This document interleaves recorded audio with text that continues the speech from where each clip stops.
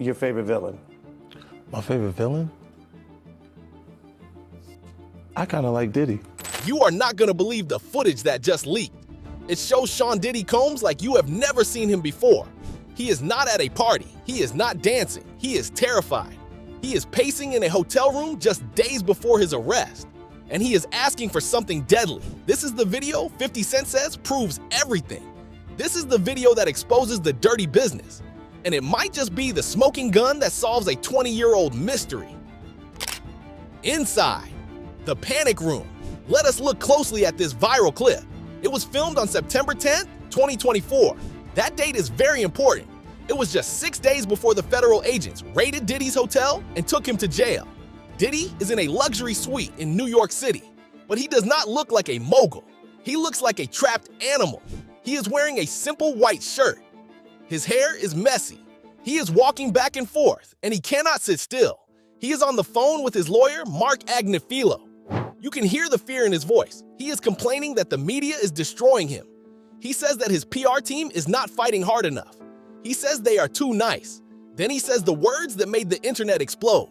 He tells his lawyer that they need to find someone else. He says we have to find somebody that will work with us. He says we need someone who has dealt in the dirtiest of dirty business. Then he stops pacing. He looks out the window at the New York skyline. He looks defeated, and he whispers 2 words. We're losing. Think about that for a second. What does dirty business mean to a man like Diddy? 50 Cent says he knows exactly what it means. He says it does not mean a tough lawyer. He says it means a fixer. It means a hitman. It means the kind of people who make problems go away forever. 50 Cent shared this clip in his new documentary. He says this is the real Diddy. This is the man behind the mask. And this is the man who tried to kill him. The hand sanitizer incident. There is another clip that 50 Cent released. It shows a side of Diddy that is just as disturbing, but in a different way. It shows Diddy in Harlem. He is visiting his old neighborhood. The cameras are rolling. He is walking down the street. He is smiling. He is hugging fans. He looks like a hero returning home. He looks like a man of the people. But then he gets back into his black SUV. The door closes. The smile vanishes instantly. He looks at his hands with total disgust. He starts yelling at his assistant. He screams for hand sanitizer. He starts scrubbing his hands like he touched something poisonous. He says, I have been on the street amongst the people. He says, I gotta take a bath. He says it is like 150 hugs, and he looks like he wants to vomit. 50 Cent put this in the movie for a reason. He wants you to see the fake Diddy. He wants you to see that Diddy thinks he is better than you. 50 Cent grew up in the hood. He still connects with regular people. He sees this video and he sees a fraud. He sees a man who uses his fans for fame but secretly hates them. This moment shows us his character. And if he treats his fans like dirt, imagine how he treats his enemies. The day 50 Cent almost died, to understand why 50 Cent hates Diddy so much, we have to go back in time. We have to go back to the day the dirty business almost cost 50 Cent his life. It was May 24th, 2000. 50 Cent was not famous yet. He was just a hungry rapper from Queens named Curtis Jackson. He was sitting in a car outside his grandmother's house in South Jamaica, Queens. It was the middle of the day. It was supposed to be a safe place. His grandmother was right there in the front yard. His son was inside the house. 50 Cent was relaxed. He had no idea that a hit squad was watching him. A car pulled up slowly. A man got out. He walked up to the driver's side of 50 Cent's car. He did not say a word. He just pulled out a 9mm handgun, and then he started shooting. The sound was loud and terrifying. The shooter fired 9 shots at close range. The bullets tore through the metal and glass. They tore through 50 Cent's body. One bullet hit his hand, another hit his arm, one smashed into his hip, one hit his chest. Both of his legs were hit. The most dangerous bullet went through his left cheek. It smashed his wisdom tooth. It swelled up his tongue. It almost killed him. That bullet is the reason 50 Cent talks the way he does today. It changed his voice forever. 50 Cent said it happened so fast he could not even shoot back. He said he looked in the mirror and saw blood on his face. He said it felt like fire. He said it burns, burns, burns. He thought he was gonna die right there in front of his grandmother's house. The shooter connection. 50 Cent is a survivor. He drove himself to the hospital. He spent 13 days in recovery. He had to learn how to walk again. He had to learn how to talk again. But while he was healing, he was also thinking. He knew this was not a random robbery. He knew it was a hit. The man who shot him was allegedly a guy named Daryl Baum. On the streets, they called him Homo. He was a dangerous man. He was known for knocking people out and robbing them. But he was also famous for something else. He was the close friend and bodyguard of Mike Tyson. Homo was part of the circle of enforcers that ran the New York streets. 50 Cent knew that Homo was just the muscle. Shooters don't work for free. Someone paid him, someone gave the order, and 50 Cent knew exactly who it was. It was a man named Kenneth McGriff. Everyone called him Supreme. Supreme was the leader of the Supreme Team. They were a legendary drug gang in Queens. They were ruthless. They controlled the streets with fear and violence. Homo was one of their affiliates. He was one of the Deadliest. But Homo did not live long enough to brag about it. 3 weeks after he shot 50 Cent, he was killed. He was shot in the head in Brooklyn. It was street justice. The dirty business comes for everyone eventually. The song that started a war.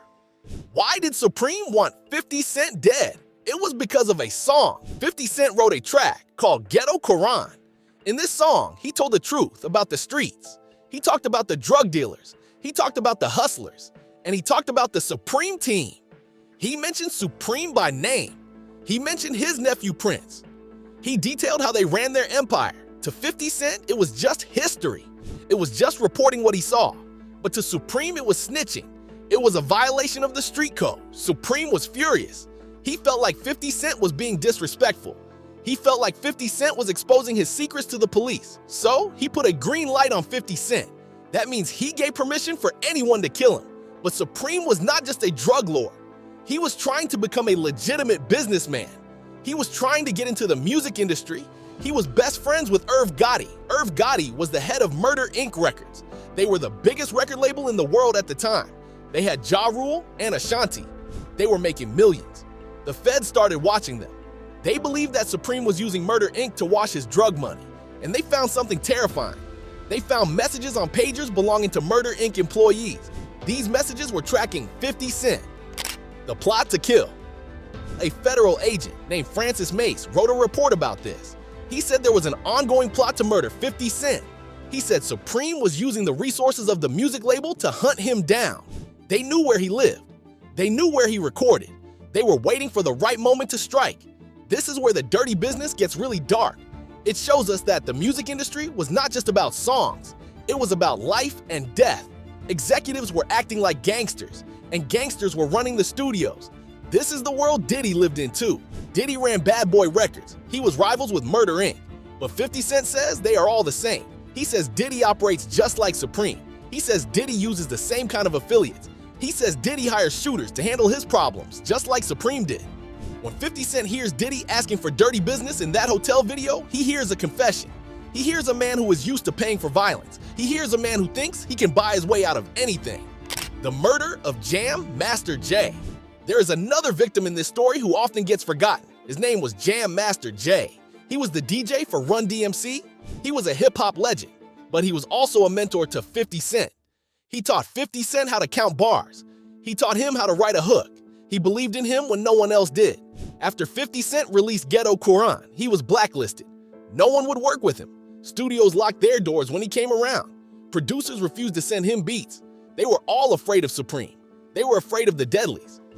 But Jam Master Jay was not afraid. He kept working with 50 Cent. He kept inviting him to the studio. He defied the blacklist. He stood by his friend, and he paid the ultimate price. In 2002, Jam Master Jay was murdered in his studio in Queens. He was shot in the head. For years, the case was unsolved, but the police always suspected it was connected to the Supreme Team. They believed Jay was killed to send a message. The message was simple: do not help 50 Cent. Do not cross us. 50 Cent carries that pain with him every day. He lost his friend. He lost his teacher. And he blames the culture of violence that men like Supreme and Diddy created. He blames the dirty business. The $1 million bounty on Tupac. If you think the story about 50 Cent is crazy, wait until you hear about Tupac. There is a man named Keith D. He is a Crip gang member from California. He is currently in jail, waiting for trial for the murder of Tupac Shakur. But before he was arrested, Keith D liked to talk. He did a lot of interviews, and he told a story that shocked the world. He said that Diddy put a bounty on Tupac's head. Keith D says he met Diddy at a party in the 90s.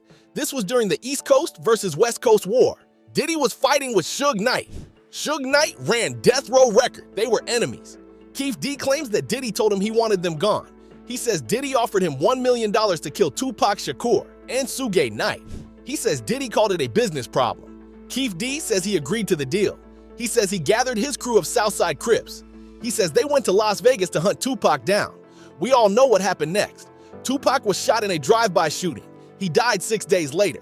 Diddy has denied this story many times. He says it is a lie. He says he had nothing to do with it. But 50 Cent believes it.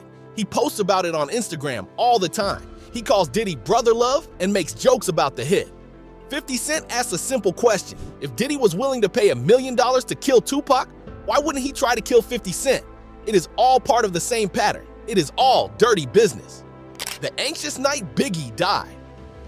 There is another witness who has turned against Diddy. His name is Gene Deal. He was Diddy's personal bodyguard in the 90s. He was there for everything. He saw the parties. He saw the fights. And now he is telling his secrets. Gene Deal tells a chilling story about the night Biggie Smalls died. It was March 1997 in Los Angeles. Gene says that Diddy was acting very strange that whole week. He says Diddy was anxious. He was nervous. Biggie was supposed to go to London. He had a flight booked. He wanted to leave Los Angeles. But Gene says Diddy stopped him. Diddy insisted that Biggie stay for a party. He insisted they go to the Soul Train Awards after party. Gene Deal says he warned Diddy. He told him the streets were hot. He told him there were people watching them. He told him it was dangerous, but Diddy did not listen. Gene also talks about a secret meeting at a place called Greenblatt's Deli. He says he drove Diddy to this deli to meet with some dangerous men. He implies these men were from the Southside Crips, the same gang Keith D belonged to. Gene says Diddy was making deals with these men. He was trying to buy protection, or maybe he was trying to clean up a mess. Whatever it was, it ended in tragedy. Biggie was killed leaving that party. And Gene Deal believes Diddy knows more than he is saying. The Vodka Wars. For years, 50 Cent and Diddy fought a different kind of war. It was not with guns. It was with vodka. It sounds funny, but it was very serious. It was a war for money and power. Diddy had Ciroc vodka. It was the biggest brand in the clubs. 50 Cent launched his own brand called Effin' Vodka. He wanted to destroy Diddy's business. 50 Cent attacked Diddy every single day on social media. He posted memes. He made fun of Diddy's clothes. He called him Puffy Juice. He told people that Ciroc was full of sugar and gave you a headache. He was relentless. He went on radio shows and trashed Diddy. He encouraged fans to throw Ciroc bottles in the trash. It was psychological warfare. 50 Cent was showing Diddy that he could not be bullied. Diddy tried to ignore it. He tried to act like he was above it, but you could tell it bothered him. 50 Cent was chipping away at his empire. 50 Cent eventually sold his share of Effin' for $60 million. He declared victory. He said he beat Diddy at his own game. But this was just a warm-up. 50 Cent was waiting for something bigger. He was waiting for the truth to come out. The fall of the empire. That moment finally came in 2024. The rumors about Diddy had been circulating for decades, but suddenly they became real charges. The federal government launched a massive investigation. They raided Diddy's mansions in Miami and Los Angeles. We all saw the footage on the news. Agents with big guns kicking down doors. They carried out boxes of computers and phones. They arrested his sons. 50 Cent was having the time of his life. He was posting on Instagram every hour. He was laughing. He was telling everyone, "I told you so." He announced he was producing a documentary about Diddy for Netflix. He called it The Reckoning. Then came the arrest. Diddy was taken into custody in New York. He was charged with sex trafficking and racketeering. The King of New York was in handcuffs. The man who thought he was untouchable was sitting in a jail cell. 50 Cent released his documentary right in the middle of the scandal. He wanted to make sure the world saw the evidence. He wanted everyone to see that hotel room footage. The verdict. The trial was a circus. Diddy's lawyers fought hard. They tried to say the government was targeting a successful black man. They tried to say the witnesses were lying. But the jury heard the evidence, they saw the tapes. In the end, Diddy was convicted. He was found guilty of transportation to engage in prostitution. He was sentenced to 4 years in prison. Some people say 4 years is not enough. They say he got off easy.